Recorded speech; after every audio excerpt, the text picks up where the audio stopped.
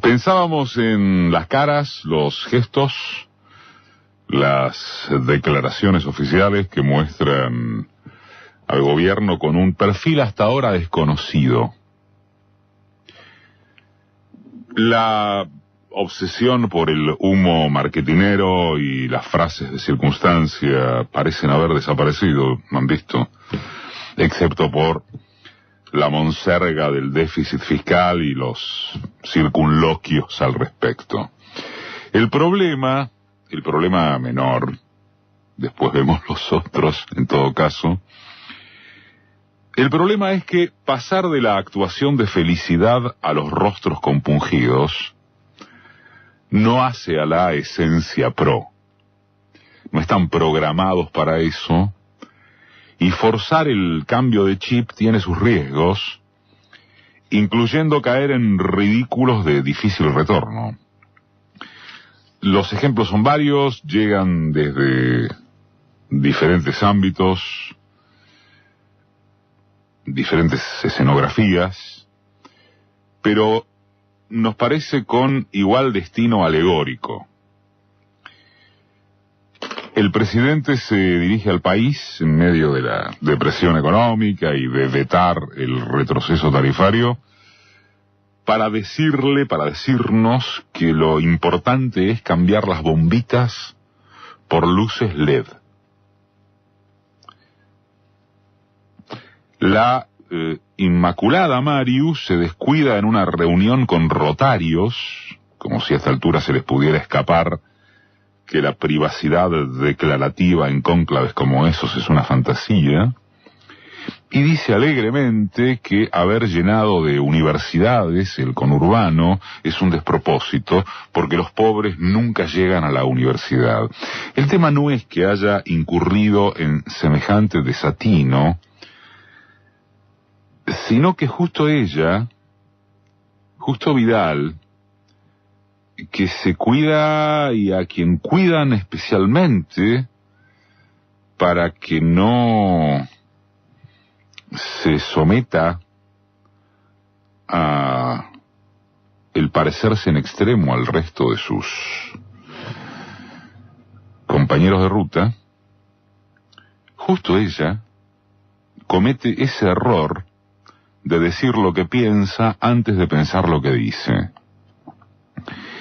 Y uno cree, más allá de los chascarrillos del humor al que este mismo programa se ha sumado en su sitio de Facebook, uno cree que es también un emblema la imagen de Gabriela Michetti mientras Cristina le enrostraba en la madrugada de la sesión senatorial por las tarifas, que ella, Michetti, está a la cabeza de quienes mintieron acerca de las tarifas. A 4 días del balotaje había dicho que las tarifas no aumentarían, que no paran de mentir, que hicieron todo lo contrario de lo que prometieron, que pudieron prometerlo por la complicidad mediática.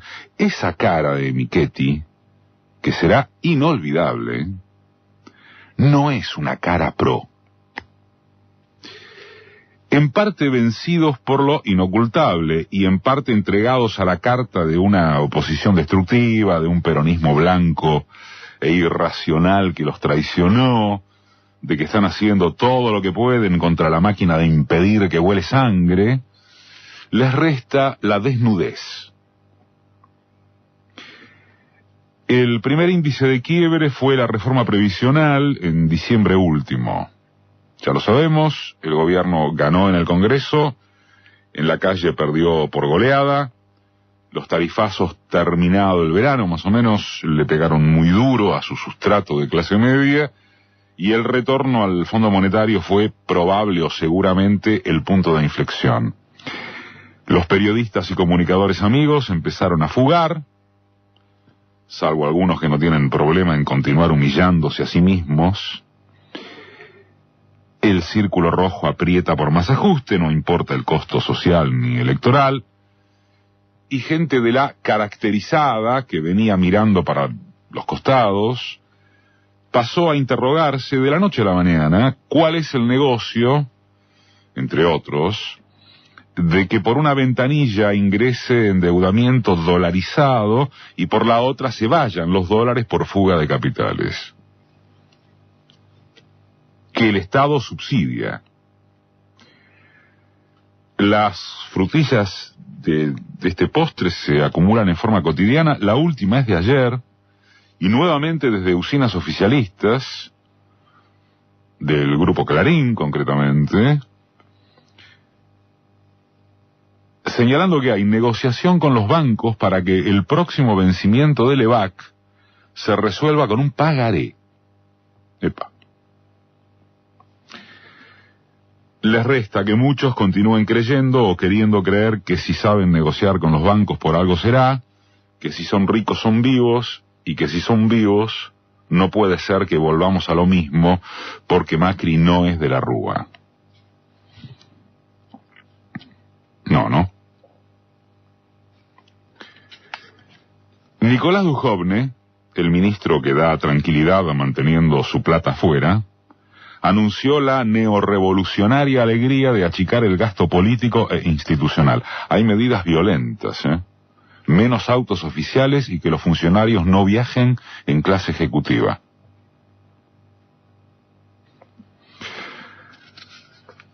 Una pregunta o algunas. ¿La credulidad social mayoritaria es infinita? Que a la Cámara Federal se le ocurra fallar justo ahora que Alberto Nisman fue asesinado por su denuncia contra Cristina, ¿es habilidad propagandística? ¿Es eso o es una demostración obscena de que el gobierno ya no tiene más propaganda efectiva, propia? Que se reintroduzca la figura de militares interviniendo en seguridad interna, ¿beneficia a Casa Rosada más allá del núcleo duro facho? ¿Enseña fortaleza o debilidad una disposición de ese tipo? Julián Sicari, que es el autor del libro Camino al Colapso, en una nota de página el martes, se preguntó si esto termina como en 1995 o como en 2001. El recorrido comparativo que hace este investigador es muy interesante. En la primera de esas crisis, Menem y Cavallo recurrieron al Fondo Monetario para obtener un salvataje similar al que hoy intenta el macrismo. Se aplicó un fuerte programa de ajuste a partir de marzo de 1995. De paso nos viene bien para memorizar. Marzo de 1995, aumento del IVA, despido de empleados estatales y promesas de más privatizaciones.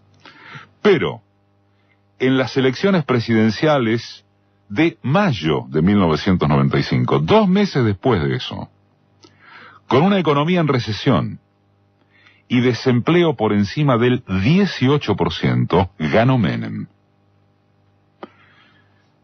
En suma, la mayoría demostró estar dispuesta a pagar cualquier precio con tal de mantener la convertibilidad, tolerando el ajuste.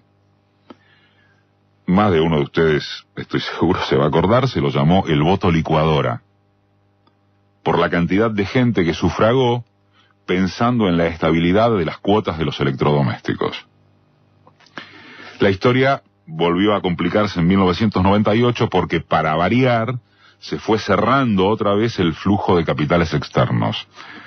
En diciembre del 2000, De la Rúa volvió al Fondo Monetario y obtuvo el blindaje. No alcanzó, y a mediados de 2001 fue el megacanje con los acreedores. Tampoco alcanzó, y 3 meses más tarde, el salvataje se transformó en el corralito. Sicari interroga por qué esa vez el resultado fue diferente. Y señala que la respuesta no debe buscarse en lo que hizo el Fondo Monetario, que en 1995 asistió a Menem con 2.300 millones de dólares y en 2001 con 10.600. Es decir que, en la crisis que terminó por estallar, la del 2001, la intervención del fondo fue 5 veces más generosa y, sin embargo, todo explotó. La clave para la respuesta está en la capacidad de tolerancia popular frente al ajuste.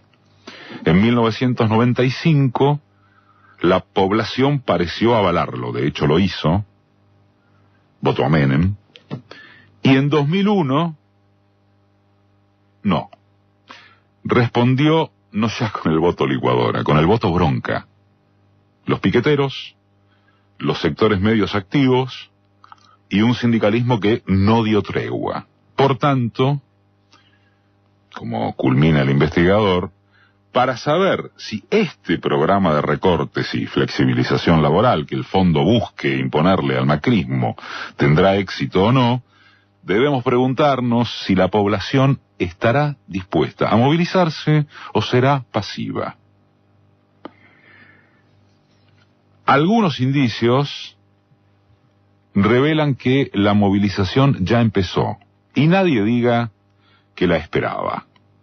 Nadie lo diga cuando hasta hace 6 meses, con el oficialismo ratificado en las urnas, el único tema era la asegurada reelección de Macri. Esas señas se reforzaron ayer con una marcha federal muy grande, multitudinaria, con un componente central de movimientos sociales del abajo que el viernes anterior estuvo dado frente al obelisco por franjas del medio. Y ni hablar de lo que fue la de los docentes. Tampoco parece que la CGT pueda seguir durmiendo por mucho tiempo. Y buena sección de las mayorías silenciosas que votaron al macrismo están embroncadas porque, para reiterar obviedades, los tarifazos no se pagan con versos de pesadas herencias. Entonces, si es cierto que la movilización está para ir en crecimiento, debería ser inevitable que obligue a su articulación política.